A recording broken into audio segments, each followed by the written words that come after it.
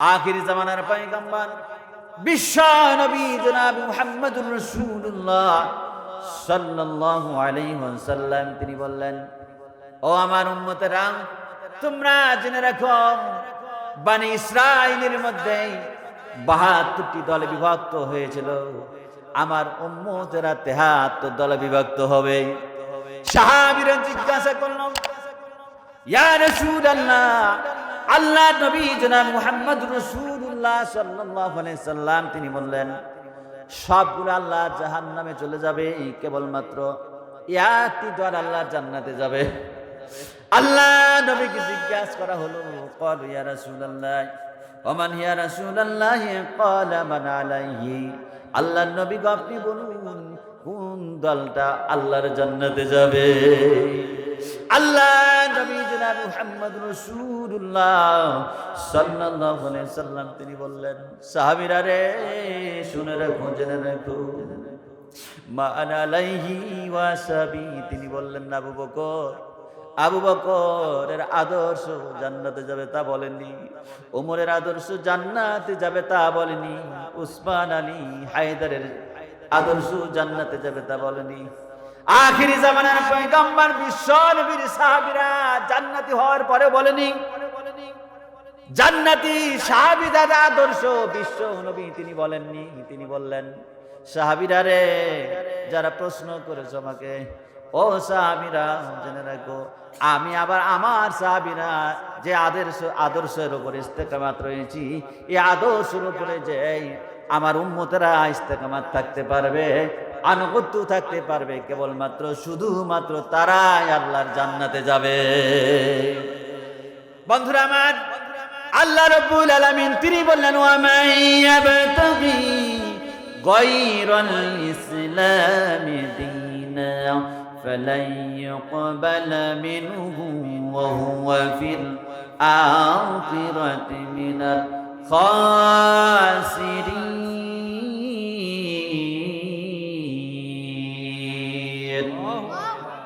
আল্লাহ রাব্বুল আলামিন চমৎকার করে তিনি জানাইয়া দিলেন, যারা ইসলামকে বাদ দিয়ে যারা অন্য পথ, অন্য মতাদর্শ, অন্য আদর্শকে যারা গ্রহণ করবে, ইসলামকে বাদ দিয়ে যে পথে হোক না কেন, যে আদর্শে হোক না কেন, সবগুলো আদর্শ হলো ক্ষতিগ্রস্ত। সুতরাং কেবলমাত্র ইসলামকে বাদ দিয়ে অন্য কোন মতাদর্শকে যারা গ্রহণ করবে, সবগুলো হলো বাতিল বাতিল। বন্ধুরা আমার, সুতরাং কোরআন ছাড়া বিশ্ব নবীকে আমরা নবী মানি, কিন্তু নেতা হিসেবে কয়জন মানি? নামাজ বিশ্ব নবী আল্লাহ রাব্বুল আলামিন নামাজ, বিশ্ব নবীর তরিকায় আমরা নামাজ পড়ি, হজ করি বিশ্ব নবীর তরিকায়, যাকাত দিই বিশ্ব নবীর তরিকায়। বন্ধুরা আমার, কিন্তু যখন রাষ্ট্র চালাতে যাব, তখন বিশ্ব নবীর তরিকাকে বাদ দিই, তখন আমরা বলি আমরা সবকিছু মানি, কিন্তু শরিয়া আমরা মানি না। বন্ধুরা আমার, শরীয়ত যদি না মানে, আল্লাহর কসম করে বলি, ওই ব্যক্তিটাকে আবারও কালেমা পড়ে মুসলমান হওয়া লাগবে। আর যারা এই শরীয়ত মানি না বলে, আর ওই দলের সাথে যারা যোগদান করবে, আল্লাহর কসম করে বলি, ও মানুষটা যদি নামাজও পড়ে, ওই মানুষটা যদি সমাজ যদি সিয়ামও রাখে, ওই মানুষটা যদি সালাতও যদি আদায় করে, একেছি সে ফুল আমি, একেছি সে ফুল আমি মনেরই কাবায়, যে ফুল যুগ যুগান্তরে খুশবু ছড়াই। লা ইলাহা, আরো জোরে, লা ইলাহা ইল্লাল্লাহ। হাবিবে খোদা তিনি নবী কামলিওয়ালা,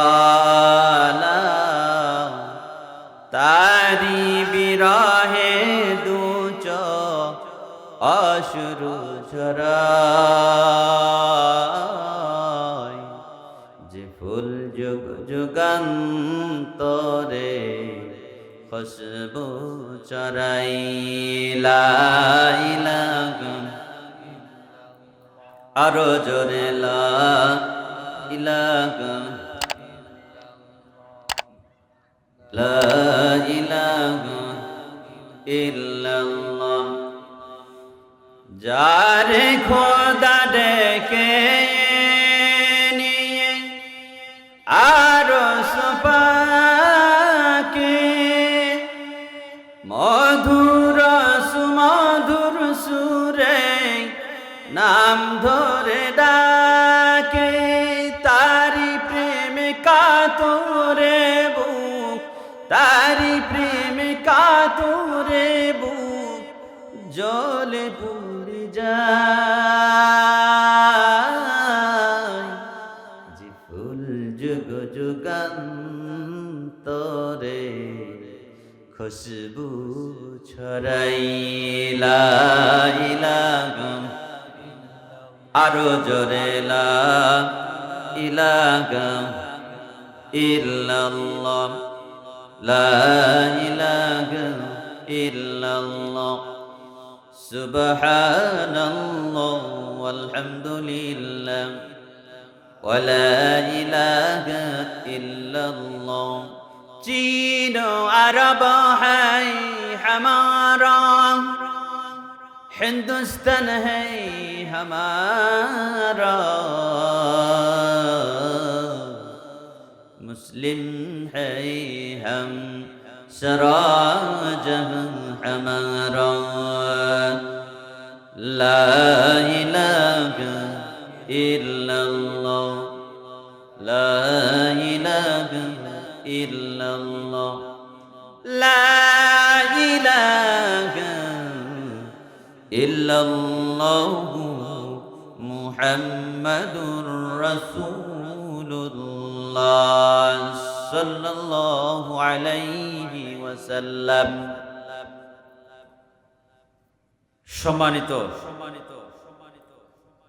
বেহুলা পুরোপাড়া গুরুস্থান উন্নয়ন কল্পে 2 দিন ব্যাপী তাফসীরুল কোরআন মাহফিলের প্রথম রজনীর সম্মানিত সভাপতি সদর, বিশেষ অতিথিবৃন্দ, দূর দূরান্ত থেকে আগত হযরত উলামায়ে কেরাম, আমার সামনের উপবিষ্ট মুরব্বিয়ে কেরাম, আমার যুবক বন্ধুরা, কচিকাচা এবং পর্দার অন্তর আলারে অবস্থানরত সম্মানিত মা এবং বোনেরা, মহান মালিকের দরবারে হাজারো হাজারো কোটি কোটি শুকরিয়া যে মহান মালিক আমাকে আপনাকে বৈসর্গীয় জীবনের সকল কর্মকাণ্ডকে উপেক্ষা করে আল্লাহর জান্নাতি বাগানে আসার বসার, কোরআন থেকে কিছু আলোচনা শোনার মহান মালিক আমাকে আপনাকে তৌফিক দান করেছেন। এই জন্য আপনারা খুশি না বেজার? কম না বেশি?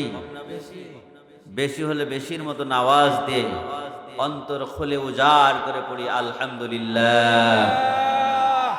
কালিমাতু শুকর আবার পড়ি আলহামদুলিল্লাহ। সুবহানাল্লাহি ওয়া বিহামদিহি আদাদা খালকিহি ওয়া রিদা নাফসিহি ওয়া জিনাতা আরশিহি ওয়া মিদাদা কালিমাতিহি। রাদিতু বিল্লাহি রাব্বান ওয়া বিল ইসলামি দীনান ওয়া বিমুহাম্মাদির রাসূলা। আমিন আমিন সুম্মা আমিন। নির্যাতিত, নিপীড়িত, মাজলুম মানবতার মুক্তিকামী, মুক্তিদাতা, একমাত্র মানবতার মহান শিক্ষক, যাকে তায়েফের ময়দানে রক্ত ঝরাতে হয়েছে, উহুদের ময়দানে রক্ত ঝরাতে হয়েছে, সিয়াবে আবু তালেবে 3.5 বছর জেলখানায় বন্দী হতে হয়েছে, কারারুদ্ধ হতে হয়েছে। এই মানুষটিকে আল্লাহ তাআলা আমার আপনার জন্য হেদায়েতের বাণী, অন্ধকার থেকে আলোর জগতে নিয়ে আসার জন্য যিনি সারা জীবন যিনি কষ্ট পরিশ্রম করলেন তিনি হলেন আমার নবী, তামাম পৃথিবীর মাখলুকের নবী। কিন্তু মক্কাবাসীর মানুষেরা কিন্তু তাকে চিনতে পারল না, আবু জাহেলরা, যাকে মহান আল্লাহ তাআলা ওমা আরসালনাকা ইল্লা রাহমাতাল লিল আলামিন, সমগ্র বিশ্ববাসীর জন্য রহমত বললেন, কিন্তু কিছু মানুষের জন্য গজবের কারণ হয়ে গেল। আবু জাহেল্লাদের জন্য গজবের কারণ আমার নবীর প্রতি ভালোবাসা, দুরুদ, সবটুকু আবেগ উচ্ছ্বাস উজাড় করে কলেজা থেকে নিয়ে এসে গলার কণ্ঠস্বরে এক বাক্যে পড়ি নবী মুহাম্মদ সাল্লাল্লাহু আলাইহি ওয়াসাল্লাম, আল্লাহুম্মা সাল্লি আলাইহি আল্লাহুম্মা বারিক আলাইহি।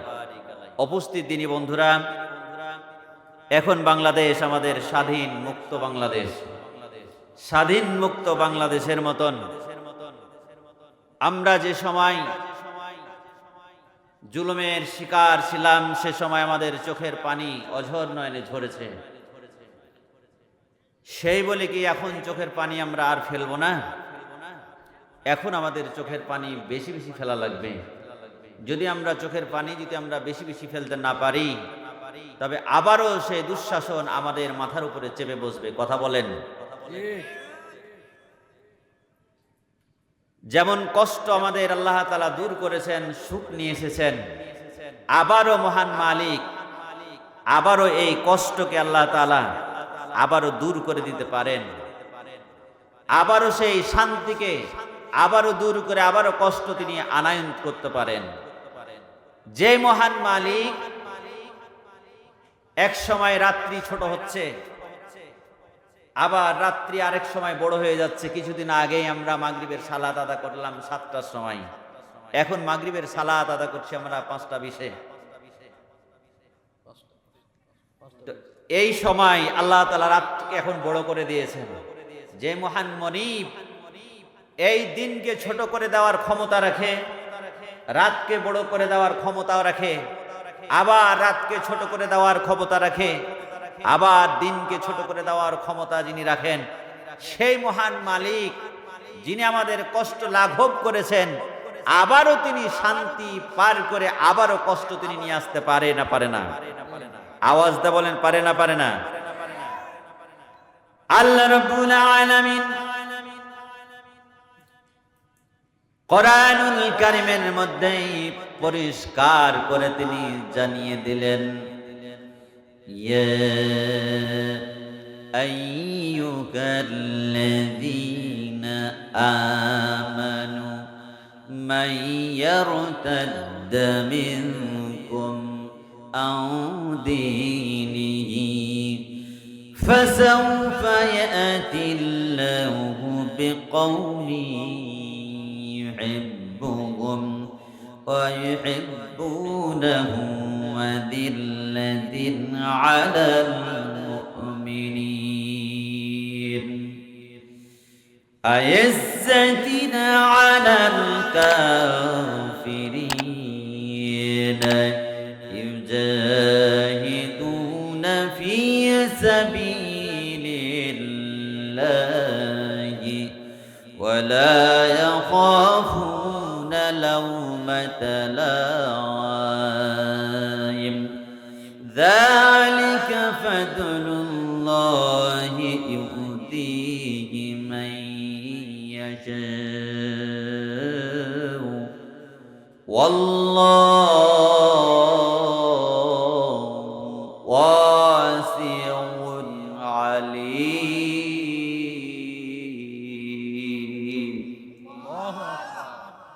আল্লাহ রাব্বুল আলামিন তিনি বললেন, ঈমানদার মানুষেরা, তোমরা যদি আবারও তোমরা ঈমান হারা হয়ে যদি মুরতাদ হয়ে যাও, দিন থেকে যদি তোমরা ফিরে চলে যাও,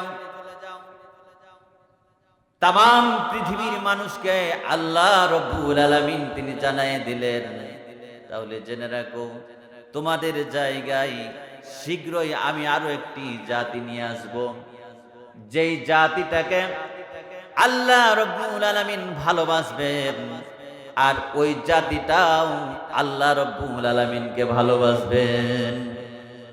জাতিটার বৈশিষ্ট্য হলো আল্লাহ রাব্বুল আলামিন তিনি জানিয়ে দিলেন, ইউজাহিদুনা ফি সাবিলিল্লাহ।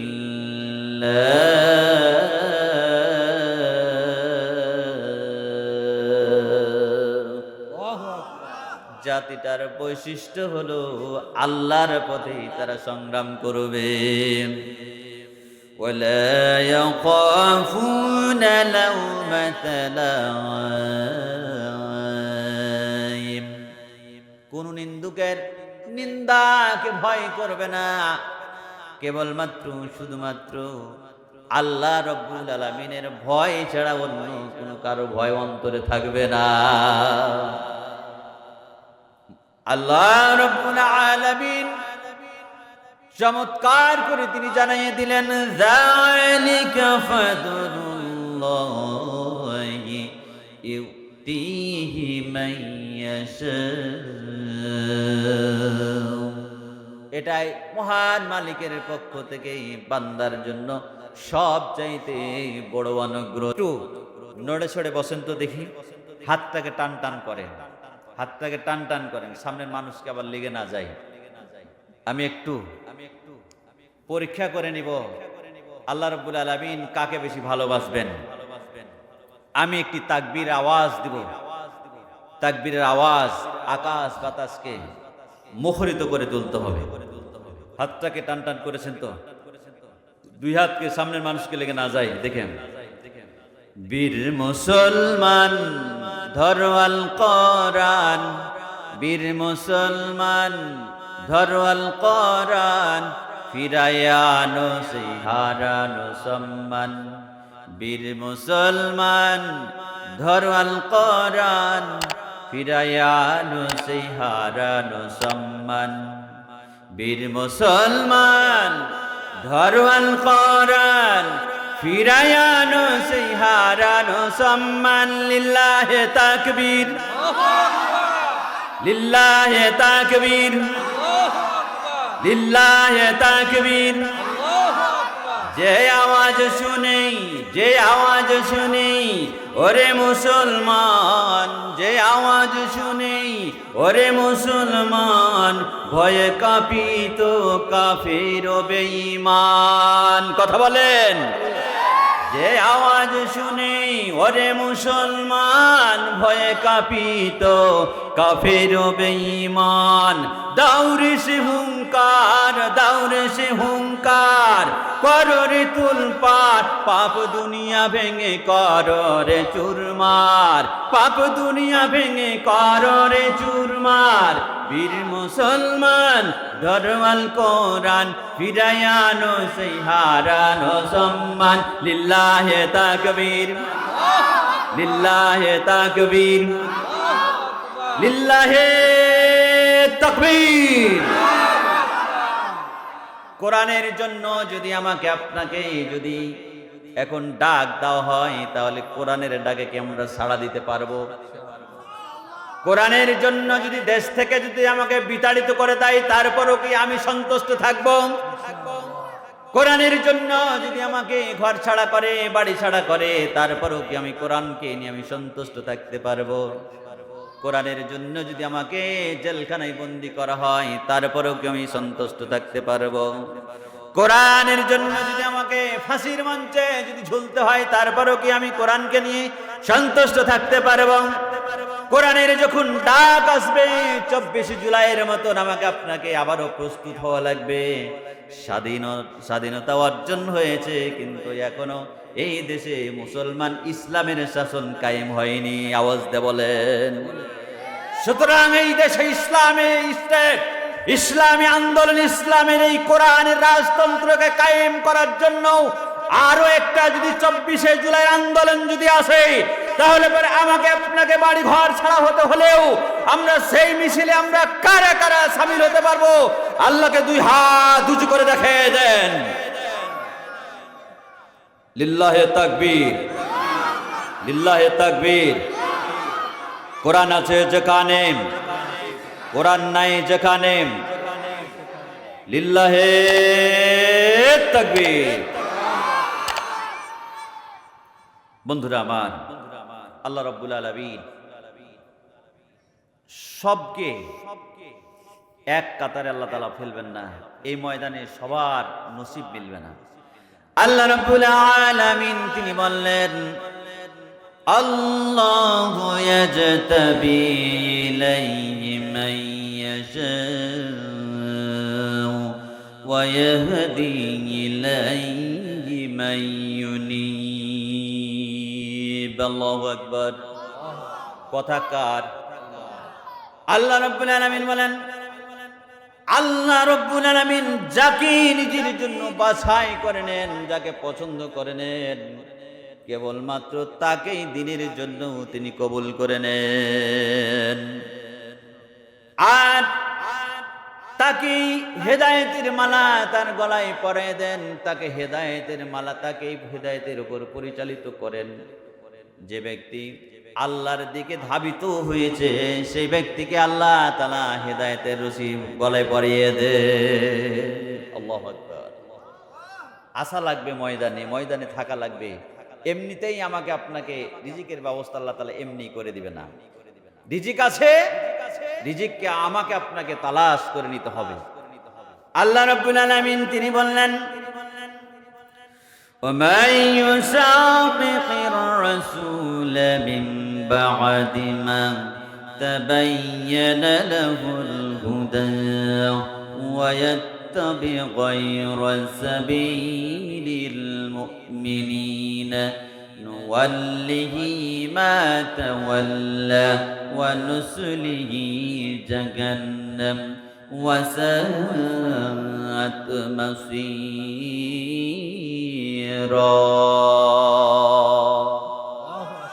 আল্লাহ রাব্বুল আলামিন চমৎকার করে তিনি বললেন, গোলাম যখন তোমাদের কাছে হেদায়েত যখন পরিষ্কার হয়ে গেছে, স্পষ্ট যখন হয়ে গেছে, নবী তোমাদের চোখের সামনে মানুষ, এই মানুষটাকেই তোমরা চোখের সামনে নেই দেখলা, কোন স্কুলে যায়নি, বিশ্ববিদ্যালয়ে যায়নি, কলেজে যায়নি, অথচ তোমাদের সামনে ওহীর কিতাবগুলো তিনি বর্ণনা করছেন, এটা তোমরা জানো, যাকে তোমরা আলামিন বলেই তোমরা উপাধি দিয়েছো। আজকে 40 বছর যাকে ভালোবাসলাম, এই ভালোবাসাটুকু আজকে তোমরা 40 বছর পরেই তোমরা কেন তোমরা তার বিরোধিতা শুরু করে দিলাম? হেদায়েত আসার পরে বিরোধিতা শুরু করে দিলাম। মুমিনদের পথ কি তোমরা বাদ দিয়ে তোমরা অন্য পথ তোমরা চলা শুরু করলাম। আল্লাহ তাআলা বললেন, গোলাম তোমরা যে পথে তোমরা চলতে চাইবা, আমি তোমাদেরকে সেই পথে আমি তোমাদেরকে পরিচালিত করব, ওই পথটা আমি তোমাদের জন্য সহজ করে দিব। কথাকার? আল্লাহ রাব্বুল আলামিন বলেন, হাল আতা আলাল ইনসানি হিনুম মিনাদ দাহরি লাম ইয়াকুন শাইয়্যান মাযকুরা। আল্লাহু আকবার। মানুষের জীবনের উপর এমন একটি কালের বিবর্তন পার হয়ে গেছে, যে মানুষটাকে আল্লাহ রাব্বুল আলামিন যখন মানুষের কোনো অস্তিত্বই ছিল না, উল্লেখযোগ্য বলে কোনো জিনিস ছিল না, যে মানুষের মুখে শুধু কান্নার আওয়াজ ছাড়া অন্য কোনো আওয়াজ ছিল না। আমাদের মুখে কান্নার আওয়াজ ছাড়া অন্য কোনো আওয়াজ ছিল নাকি? কোনো আওয়াজ ছিল না। ক্যা ক্যা করে আমরা আওয়াজ দিয়ে কান্না করেছি। আল্লাহ রাব্বুল আলামিন তিনি বললেন, গোলাম আমি তোমাদেরকে তোমার পিতামাতার সংমিশ্রণে শুক্র কীট নাপাক বিন্দু থেকে আমি তোমাদেরকে সৃষ্টি করলাম। আমি তোমাদেরকে শ্রবণ শক্তি দিলাম, দৃষ্টি শক্তি দিলাম।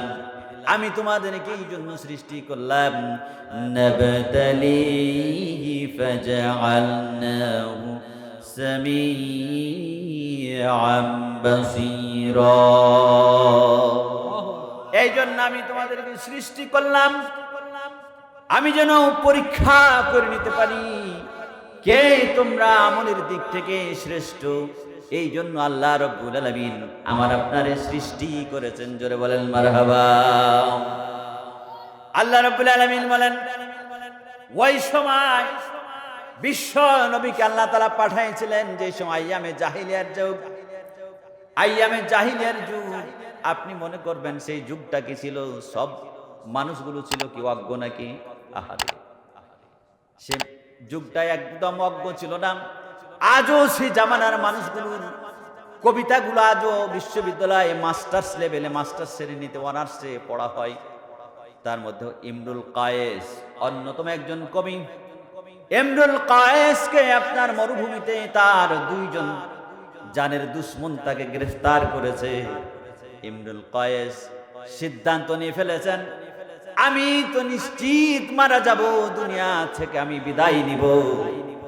ইমরুল কায়েসকে তার দুইজন শত্রু যখন ঘিরে ফেলেছে, ইমরুল কায়েস দুইজন শত্রুকে লক্ষ্য করে বললেন, ও আমার বন্ধুরা, আমার নিশ্চিত আমাকে তোমরা মেরে ফেলবা, দুনিয়া থেকে বিদায় করবা, তবে একটি আমার আবেদন, বাড়িতে আমার দুইটা ফুটফুটে আমার কলেজার টুকরা দুইটা মেয়ে সন্তান রয়েছে, আমার দুইটা কন্যা সন্তান রয়েছে, আমাকে মেরে ফেলে দিবা, কিন্তু আমার মেয়ে সন্তান দুটা জানে না আমি সন্ধ্যার সময় বাড়ি ফিরে আসব, কিন্তু আজকে যদি আমাকে তোমরা মেরে ফেলে দাও, আমার কলেজার টুকরা কন্যা সন্তান দুটা তারা হাউমাউ করে চিৎকার করে কাঁদবে। ও আমার বন্ধুরা, আমাকে মেরে ফেলে দাও, আমার কোনো আপত্তি নেই, তবে একটা সংবাদ তোমরা আমার বাড়িতে তোমরা একটু আমার সংবাদটা তোমরা দিয়ে দিবা। আচ্ছা বলেন তো, শত্রুরা কি সংবাদ দিবে নাকি? কি সংবাদ? শত্রুরা বলল, কি সংবাদ? সেই জাহিলিয়ার যুগটা কত উন্নত যুগ ছিল দেখেন বন্ধুরা আমার, তারপরও জাহিলিয়ার যুগ বলা হয়। সেই সমাজের মানুষেরা পায়ের পদচিহ্ন দেখে মানুষটাকে বলে দিত এই কোন কবিলা, কোন গোত্রের মানুষ। আল্লাহু আকবার। শুধু তাই নয়, উট যদি মরুভূমি উট যদি চলাচল যদি করত, উটের পদচিহ্ন দেখে ওই সমাজের মানুষগুলো বলে দিতে পারত এটা মাদি উট না নোয়ার উট। আল্লাহু আকবার। এত পাণ্ডিত্য ছিল, পাণ্ডিত্য থাকার পরেও সে মানুষগুলোকে আইয়ামে জাহিলিয়ার যুগ বলা হতো। বন্ধুরা রে আমার, কেন জাহিলিয়ার যুগ বলা হতো আজকে সে বিষয় নিয়ে আলোচনা করব না। তারা মূর্খ ছিল না, অজ্ঞও ছিল না, তবে কেন এত বড় তারা খারাপ উপাধি কেন তারা পেয়েছিল? ইমরুল কায়েসকে যখন গ্রেফতার করলো বন্ধুরা আমার, ইমরুল কায়েস সংবাদ পাঠিয়ে দিল, আমার এই মেয়ে কন্যা সন্তান দুটোকে তোমরা এই সংবাদটা পৌঁছে দিবা। শত্রুরা বলল, কি সংবাদ বলো? ইমরুল কায়েস বলল, ইয়া বানাতে ইমরুল কায়েস ইন্না আবাকুমা। ইমরুল কায়েস এই কবিতার অর্ধেক একটা লাইনে অর্ধেক তিনি বলে পাঠালেন। শত্রুরা ডাক দিয়ে বললেন, ও ইমরুল কায়েস, এর মধ্যে কি কোনো ইশারা ইঙ্গিত আছে নাকি? তুমি বলো তো, তোমাকে যে আমরা মেরে ফেলে দিব, এর মধ্যে কোনো ইশারা ইঙ্গিত আছে নাকি? আমরা তো বলবো সংবাদ দিব, সংবাদ দিতে গিয়ে যদি কোনো ইশারা ইঙ্গিত যদি পেয়ে যায়, তাহলে তো আমাদেরকে গ্রেফতার করবে, তোমার কন্যা সন্তানরা আমাদেরকে মেরে ফেলবে। ইমরুল কায়েস বলল, না, কোনো ইশারা ইঙ্গিত নাই, তবে তুমি বলো, হ্যাঁ তুমি এই সংবাদটুকু পৌঁছে দিবা। ইমরুল কায়েসকে মরুভূমিতে ইন্তেকাল করলো, হত্যা করলো। শেষ পর্যন্ত ওই দুইজন আসামি, হত্যাকারী দুইজন আসামি ইমরুল কায়েসের বাড়িতে এই পংক্তিটা, কবিতার এই অর্ধেক লাইনটা পড়ে শুনাইয়ে দিলেন তার দুইজন কন্যাকে। দুইজন কন্যাকে শোনার সাথে সাথে দুইজন কন্যা বাড়িতে যখন শুনলো, বাড়ি থেকে দুই কন্যা বের হয়ে গলিতে চিৎকার দিয়ে হাউমাউ করে কান্না শুরু করেছে। দুইজন হত্যাকারী আশ্চর্য হয়ে গেল, আমি কি অপরাধ করলাম? আশেপাশের লোকেরা সমাগম হয়ে গেল, জমায়েত হয়ে গেল। তার দুইজন কন্যাকে জিজ্ঞাসা করে লোকেরা, কেন কান্না করো বেটি, বলো। ও মা, তোমরা কেন কান্না করো? ইমরুল কায়েসের দুইজন কন্যা সন্তান জবাব দিয়ে বলেন, ও গ্রামবাসী চাচারা, শুনো ভাইয়ের আমার, আমার বাবা দুনিয়াতে আর বেঁচে নাই। আমার বাবাকে এই যে দুইজন হত্যাকারী, যে আমার বাবাকে দুইজন হত্যা করেছে, এর আমাদের সামনে দাঁড়ায় আছে। কিভাবে তোমরা বুঝলাম? হত্যাকারী এবার বলল, বলো আমাদের প্রমাণ কি, তোমরা কি দিয়ে বুঝলাম? তারা জবাব দিল, কাদা কুতিলা ওয়া কাতিলুহু লাদাকুমা। তার পরের বাক্য কি হবে? ইমরুল কায়েস ইশারাও দেয়নি, ইঙ্গিতও দেয়নি। মেয়ে সন্তান বলল কি যে পরের লাইন কি হবে এটা আমরা জানি। পরের লাইন হলে এটা অবশ্যই কদ কুতিলা, তোমার বাবাকে হত্যা করেছে লাদা কুমা, যে দুইজন সন্ত্রাসী, ওই দুইজন সন্ত্রাসী এখন তোমাদের সামনেই অবস্থান করছে। আল্লাহু আকবার বলবেন না? জোরে চিৎকার দিয়ে বলেন আল্লাহু আকবার। আইয়ামে জাহিলিয়ার এত পাণ্ডিত্য ছিল, তারপরেও সেই সমাজটাকে আইয়ামে অজ্ঞতার যুগ, বর্বতার যুগ বলা হতো। বন্ধুরা আমার, সেই যুগে যদি আপনার বনী ইসরাঈলদের যুগেও যদি আপনার গরু যদি হেঁটেছে, গরুর পদচিহ্ন দেখে বলে দিয়েছে এটা এটা এড়ে গরু, এটা এড়ে বাছুর না, বকনা বাছুর না গাভী গরু, তারা বলে দিয়েছে। একজনের আপনার গরু হারায় গেছে, রাস্তায় দুইজন লোককে দেখতে পেয়েছে, আচ্ছা বলো তো আমার গরুটা কি তোমরা দেখেছো নাকি? তারা বললেন, না আমরা তোমার গরু দেখিনি। তবে বলো তো তোমার গরুটার কি এক চোখ কানা ছিল নাকি? সে বলল কি যে আমার গরু দেখিনি, অথচ বলে দিছে এক চোখ কানা। যে হ্যাঁ কানা ছিল। বলছে তোমরা যে গরু দেখোনি তাহলে কেমন করে বললে এক চোখ কানা? বলছে তোমার গরুটা নাকি ভরণ ছিল নাকি, পেটে বাচ্চা ছিল নাকি? বলছি অবশ্যই, তাহলে আমার গরুটাকে এরাই খেয়ে ফেলেছে।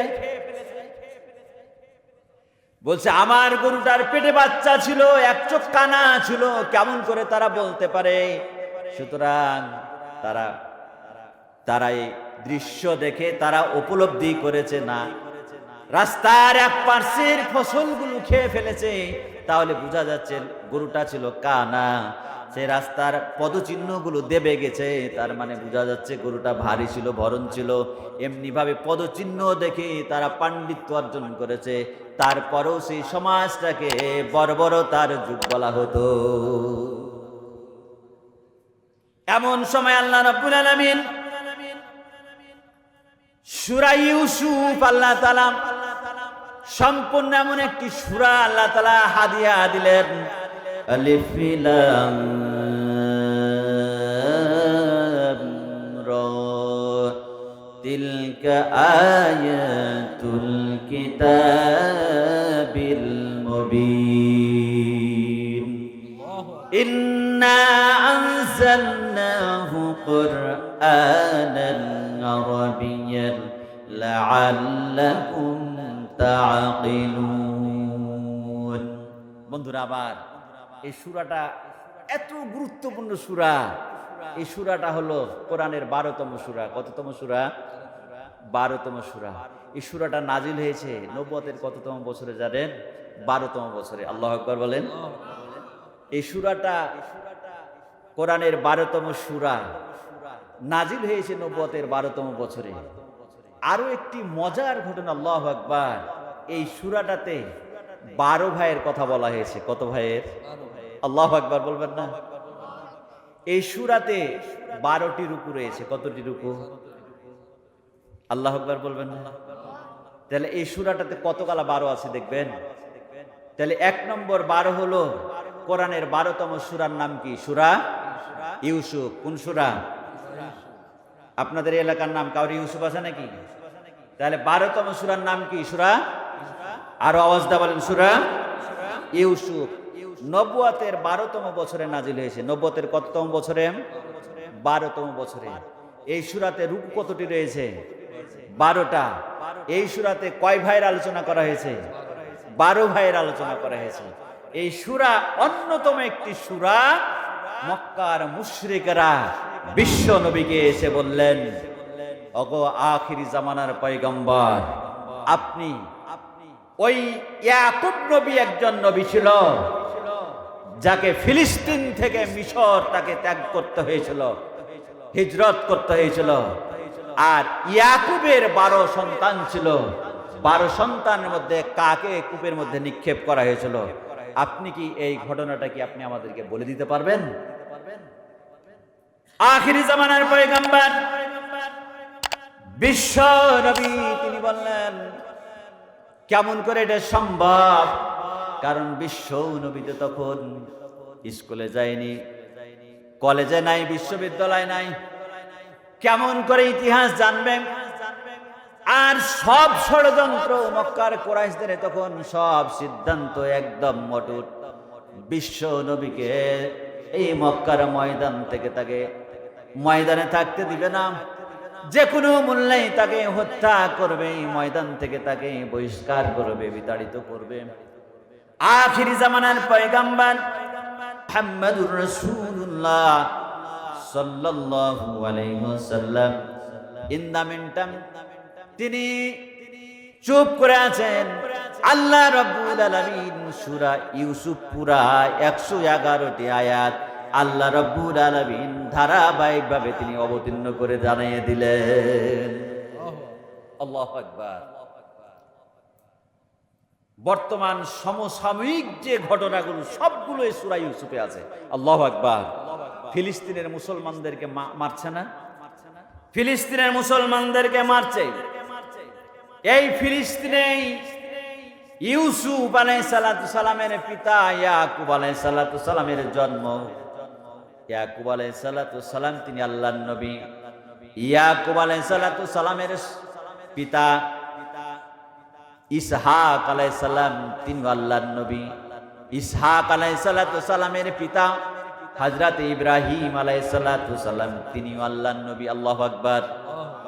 ইব্রাহিমের সন্তান ইসহাক আল্লাহর নবী, ইসহাকের সন্তান ইয়াকুব তিনি আল্লাহর নবী। ইয়াকুবের সন্তান ইউসুফ আলাইহিস সালাম তিনিও আল্লাহর নবী। আল্লাহু আকবার।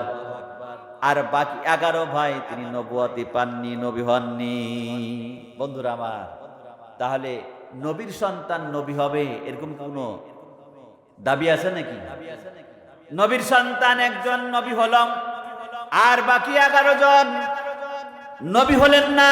বাকি 10 জন তো সন্ত্রাস বাহিনী হইলেন, বনি ইসরাইল যাদেরকে বলা হয়। এখানে 12টি গোত্রের কথা বলা হয়েছে। এই বনি ইসরাইলরা উৎপত্তি এখানে।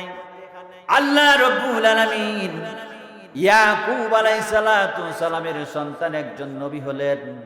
সুতরাং মুসলমান মায়ের পেটে জন্ম নিলেই মুসলমান হওয়া যায় না। কথা বলেন। ছাগলের পেটে জন্ম নিলে ছাগল হয়, গরুর পেটে জন্ম নিলে গরু হয়, হিন্দুর পেটে জন্ম নিলে হিন্দু হয়, পীরের দরবারে জন্ম নিলে পীর হয়, হেডমাস্টারের পেটে জন্ম নিলে সবগুলাই হেডমাস্টার হয়, আলেমের ঘরে জন্ম নিলে সবগুলোই আলেম বানানো লাগে, হেডমাস্টার বানানো লাগে। মুসলমান মায়ের পেটে জন্ম নিলেই মুসলমান হয় না।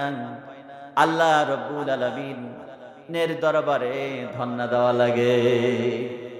বন্ধুরা আমার, তাই তো আল্লাহ রাব্বুল আলামিন কোরআনুল কারীমে চমৎকার করে তিনি বলে দিয়েছেন, আল্লাযীনা ইয়াজতানিবুত তাগুত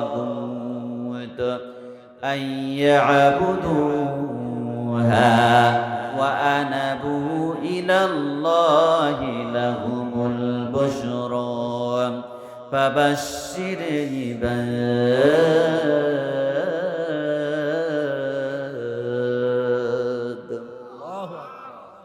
আল্লাহ রাব্বুল আলামিন বলেন, আল্লাযীনা ইজতানাবুত তাগুত, তাগুতকে যারা বর্জন করেছে, তাগুতকে যারা ছেড়ে দিয়েছে, আমার পথে যারা ধাবিত হয়েছে, আমি আল্লাহ রাব্বুল আলামিন তাদেরকে আমি হেদায়েতের পথ আমি দিয়ে দিলাম। ওয়া আনাবু ইলাল্লাহি লাহুমুল বুশরা, যখন আমার পথে যখন তারা ধাবিত হয়েছে, আল্লাহ রাব্বুল আলামিন বললেন ওই বান্দাগুলোর জন্য সুসংবাদ যারা আমার দিকে ধাবিত হয়েছে। আল্লাহু আকবার। সুতরাং আপনারা যারা এখানে এসেছেন তারা নিজেকে সংশোধন করবেন বলেই তো এখানে এসেছি, নাকি? কথা বলেন। এক বাদশা আপনার পরীক্ষা করলো যে আমার রাজ দরবারে আমি আজকে একটা পরীক্ষা করে নিব যে কারা বউয়ের আনুগত্য করে আর কারা বউয়ের আনুগত্য করে না। এরকম একটি আপনারা গল্প শুনেছেন। আসলে বিষয়টার মধ্যে শিক্ষা রয়েছে। তো রাজা রাজ্যে উজির নাজিরদের মাধ্যম দিয়ে অ্যানাউন্স করে দিলেন, ঘোষণা করে দিলেন, জানাইয়া দাও আমার রাজ্যে কারা বউয়ের আনুগত্য করে তারা এক কাতারে দাঁড়াবে, আর যারা বউয়ের আনুগত্য করবে না তারা আরেক কাতারে দাঁড়াবে। লম্বা একটি সারি হয়েছে, আর মাত্র একজন আরেক কাতারে, শুধু একজন, আর বাকি সবাই এক কাতারে। আমার দিনী ভাইয়ের আমার, বাদশাহ তিনি বুঝলেন, ভাবলেন যে একজন হলেও বুঝতে পেরেছি যে দ্বিমত পোষণ করবে, কারণ সবাই এক কাতারে আর একজন ভিন্ন কাতারে। বড় কাতারের বড় সারি, লম্বা সারির মানুষকে একজন জিজ্ঞাসা করলো, তোমরা এখানে এই সারিতে কেন? বলছে কি যে আমরা সবাই বউয়ের আনুগত্য করি। যে একাই দাঁড়িয়েছে তাকে জিজ্ঞেস করলো, আচ্ছা তুমি বলো তো তুমি এই কাতারে কেন? বাদশাহ তিনি জানলেন, বুঝলেন যে ভাবি তাহলে পারে হয়তো বা একজন হলেও তিনি বলবে কি যে না আমি বউয়ের আনুগত্য করি না। সে ব্যক্তি যখন জবাব দিল, বলছে কি আমার বউ বলে দিয়েছে সবাই যে কাতারে দাঁড়াবে তুমি সেই কাতারে দাঁড়াবে না। আজকে আমাদের মুসলমানিত্বের অবস্থা এই, 99% মুসলমানের দেশ। এই দেশটাকে আমরা 99% 90% মুসলমানের দেশ বলি। কথা বলেন। 54টি বছর স্বাধীনতা অর্জন হওয়ার পার হয়ে চলে গেল। প্রাইমারি সিলেবাসটাকে আপনি দেখেন, কেউ যদি শিশু থেকে শুরু করে 5 ক্লাস পর্যন্ত পার করে, কোরআনের একটা অক্ষরও শিখতে পারবে না। কি কথা বলেন? তবে প্রাইমারি পাস করে হাই স্কুলে কি কোরআন শিখবে? হাই স্কুল জীবনে যদি আপনার পার করে দেয়, একটা কোরআনের আলিফও শিখতে পারবে না। হাই স্কুল পার করে তবে কি বিশ্ববিদ্যালয়ের প্রাঙ্গণে কি কোরআন শিখবে? বিশ্ববিদ্যালয় পার হয়ে গেলেও কোরআনের একটি আলিফও শিখতে পারবে না। তারপরেও নাকি এই 90% মুসলমানের দেশ। আওয়াজ দিয়ে বলেন কথা ঠিক না বেঠিক? আজকে স্বাধীনতা হওয়ার পরেও কয়েকদিন আগে আপনারা প্রাইমারি শিক্ষক নিয়োগের ব্যাপারে আপনারা দেখেছেন মিডিয়াগুলোতে, পত্রিকাগুলোতে, যেই প্রাইমারি শিক্ষাঙ্গনে গানের শিক্ষক নিয়োগ করা হবে, অথচ এই 24শে জুলাই স্বাধীনতা করার পরেও দুঃখজনক হলেও সত্য কথা, একজন সেখানে প্রাইমারির হাফেজ কোরআন শিক্ষক নিয়োগ দেওয়া হলো না কেন? সেখানে একজন মৌলভী শিক্ষক দেওয়া হলো না কেন? আজকে আমরা 90% মুসলমানের দেশে যদি আমাদের সিলেবাসগুলো যদি এই হয়, তাহলে পরে আমাদেরকে আইয়ামে জাহিলিয়ার সেই কোরআন আল্লাহ তাআলা নাজিল করেছিলেন পাণ্ডিত্য থাকার পরেও, আজকে সেই যদি উপাধি যদি দেওয়া হতো, তাহলে আজকে আমাদের উপাধি আইয়ামে জাহিলিয়া অজ্ঞতার যুগেও আমাদের এই উপাধিটুকু আমরা পেতাম না। আওয়াজ দিয়ে বলেন কথা ঠিক না বেঠিক? বন্ধুরা আমার, কথা গেলে কি খারাপ লাগছে? কি আওয়াজ দিয়ে বলেন খারাপ লাগছে? আজকে আমরা মুসলমান, আমাদের চেতনা হলো কোরআন, আমাদের চেতনা হলো ইসলাম, আমাদের অন্তরে লালন করি একমাত্র আমার আল্লাহর আইন। আমরা অন্তরে বিশ্বাস করি আমার নবীকে আমরা নেতা হিসাবে মেনে নিয়েছি। সেই নেতার আদর্শ আমাদের সিলেবাসের অন্তর্ভুক্ত কেন করা হলো না? সেই কোরআন আমাদের সিলেবাসের অন্তর্ভুক্ত কেন করা হলো না? আজকে সত্য হলেও দুঃখজনক, আজকে আমরা স্বাধীনতা অর্জন করেছি, কিন্তু আমরা এখনো মুসলমান হতে পারিনি। আওয়াজ দিয়ে বলেন কথা ঠিক না বেঠিক? মুসলিম হলেও আমরা এই দেশটাকে আমরা কোরআন দিয়ে আমরা এখনো সাজাতে পারিনি। কথা বলেন। আমাদের পরিবারটাকে কোরআন দিয়ে আমরা সাজাতে পারিনি। আমার 3.5 হাত বডিটাকে আমি কোরআন দিয়ে আমি সাজাতে পারিনি। আমি যদি আপনাদেরকে আমি বলি যে কোরআন আমরা কয়জন পড়তে জানি, আমি লজ্জা দিব না যদি এরকম আমি হাত উঠাতে বলি মাত্র কয়েকজন আসবে। আবার যদি আমি বলি সহি শুদ্ধ করে কয়জন আমরা পড়তে জানি, তাহলে বোঝা যাবে কি যে না, হাত আসবেই না। আরো যদি বলি যে আমরা অর্থ সহ কয়জন আমরা বুঝি, কি কথা বলেন আমার দিনী ভাইয়ের? আমার কথাগুলো তিক্ত হলেও সত্য। আমরা যার যে অবস্থানে আমরা আছি, আমাদের অবস্থান, আমরা সরকারের কাছ থেকে আমরা ধন সম্পদ আমরা আশা করি না। সরকারের কাছ থেকে আমরা বিল্ডিং আমরা আশা করি না। সরকারের পক্ষ থেকে আমরা ধন সম্পদ আশা করি না। আমরা এতটুকু আশা করি, আমরা মুসলমান হয়ে স্বাধীনভাবে মুসলমানের চেতনা নিয়ে এই দেশ আমরা বাঁচতে চাই। কথা বলেন ঠিক না বেঠিক? মুসলমানিত্ব আমাদের যেভাবে বজায় থাকবে, এই মুসলমানিত্ব টিকে থাকবে। এই মুসলমানিত্বটাকে আমরা টিকে রাখার জন্য যতটুকু দরকার ততটুকুই আমরা আশাবাদী আমার দিনী ভাইয়ের আমার। সুতরাং আশা করি আগামী দিন ভবিষ্যৎ এই কোরআনের শাসন আমরা এই কায়েম করার জন্য আমরা চেষ্টা করব ইনশাআল্লাহ। আল্লাহ রাব্বুল আলামিন নূর নবী বিশ্ব নবী তিনি বললেন, নবী হুরায়রা রাদিয়াল্লাহু তাআলা আনহু قال قال رسول الله صلى الله عليه وسلم كل أمتي يدخلون الجنة إلا من أبى. قالوا يا رسول الله ومن يأبى؟ قال من أعطاني دخل الجنة ومن عصاني فقد أبى. رواه البخاري. جليل القدر الصحابي হযরত আবু হুরায়রা রাদিয়াল্লাহু তাআলা আনহু তিনি বর্ণনা করলেন, আল্লাহর নবী জনাব মুহাম্মদুর রাসূলুল্লাহ সাল্লাল্লাহু আলাইহি ওয়াসাল্লাম তিনি বললেন, কুল্লু উম্মতি ইয়াদখুলুনাল জান্নাতা, আমার যত উম্মত আছে সবাই আল্লাহর জান্নাতে চলে যাবে, ইল্লা মান আবা, তবে এক শ্রেণীর মানুষেরা আল্লাহর জান্নাতে যাবে না। قالوا يا رسول الله ومن يأبى? সাহাবীরা জিজ্ঞাসা করলো, ও আখিরি জামানার পয়গম্বর বিশ্ব নবী, আপনার উম্মতেরা কারা আল্লাহর জান্নাতে যাবে না? আল্লাহ নবী বললেন, আমাকে যারা অস্বীকার করেছে তারাই আল্লাহর জান্নাতে যাবে না। মান আতানি দাখালাল জান্নাত, আমার যারা অনুকরণ করেছে, আমাকে যারা মেনে নিয়েছে, আমার পথ যারা অনুসরণ করেছে, আল্লাহর জান্নাত কেবলমাত্র তারাই যাবে। জোরে বলেন মারহাবা।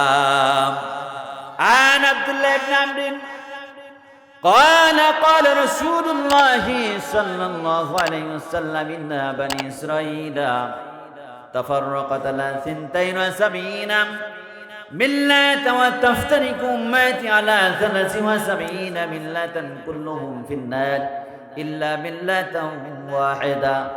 قال ومن هي يا رسول الله؟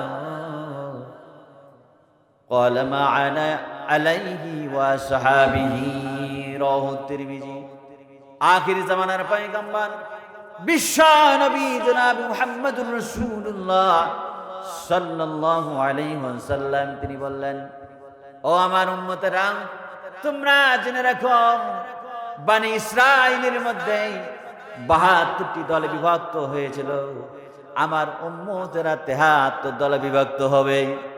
সাহাবীরা জিজ্ঞাসা করল, ইয়া রাসূলুল্লাহ, আল্লাহর নবী জনাব মুহাম্মদুর রাসূলুল্লাহ সাল্লাল্লাহু আলাইহি সাল্লাম তিনি বললেন, সবগুলো আল্লাহ জাহান্নামে চলে যাবে, কেবলমাত্র ইয়াতি দল আল্লাহ জান্নাতে যাবে। আল্লাহ নবীকে জিজ্ঞাসা করা হলো, ক্বালু ইয়া রাসূলুল্লাহ ওমান ইয়া রাসূলুল্লাহ ক্বালা মান আলাইহি, আল্লাহর নবী গো আপনি বলুন কোন দলটা আল্লাহর জান্নাতে যাবে?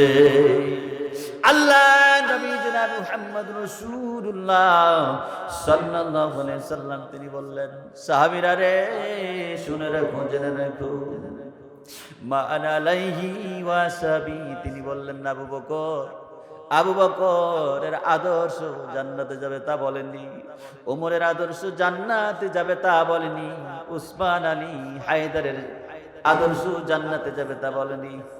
আখিরি জামানার পয়গম্বর বিশ্ব নবীর সাহাবীরা জান্নাতি হওয়ার পরে বলেনি, জান্নাতি সাহাবীদের আদর্শ বিশ্ব নবী তিনি বলেননি। তিনি বললেন, সাহাবীরা রে যারা প্রশ্ন করেছ আমাকে, ও সাহাবীরা জেনে রাখো, আমি আবার আমার সাহাবীরা যে আদর্শের উপরে ইস্তেকামাত রয়েছি, এই আদর্শের উপরে যে আমার উম্মতেরা ইস্তেকামাত থাকতে পারবে, আনুগত্য থাকতে পারবে, কেবলমাত্র শুধুমাত্র তারাই আল্লাহর জান্নাতে যাবে। বন্ধুরা আমার, আল্লাহ রাব্বুল আলামিন তিনি বললেন, ওয়া মাইয়াবতাগি গায়রাল ইসলামি দীনা ফালান ইউকবালা মিনহু ওয়া হুয়া ফিল আখিরাতি মিনাল খাসিরিন।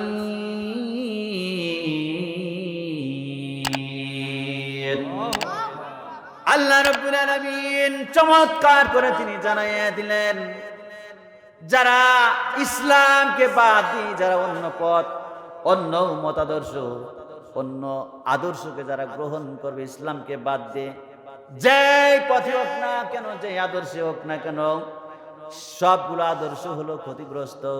সুতরাং কেবলমাত্র ইসলামকে বাদ দিয়ে অন্য কোন মতাদর্শকে যারা গ্রহণ করবে, সবগুলো হলো বাতিল বাতিল।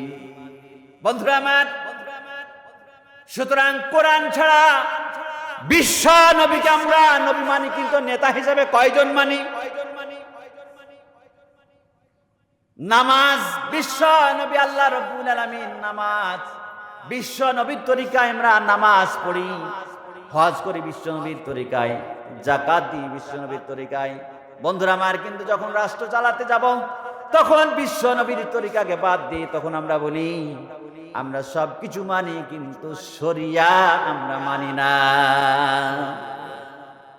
বন্ধুরা আমার, শরীয়ত যদি না মানে, আল্লাহর কসম করে বলি, ওই ব্যক্তিটাকে আবারও কালেমা পড়ে মুসলমান হওয়া লাগবে। আর যারা এই শরীয়ত মানি না বলে, আর ওই দলের সাথে যারা যোগদান করবে, আল্লাহর কসম করে বলি, ও মানুষটা যদি নামাজও পড়ে, ওই মানুষটা যদি সমাজ যদি সিয়ামও রাখে, ওই মানুষটা যদি সালাতও যদি আদায় করে,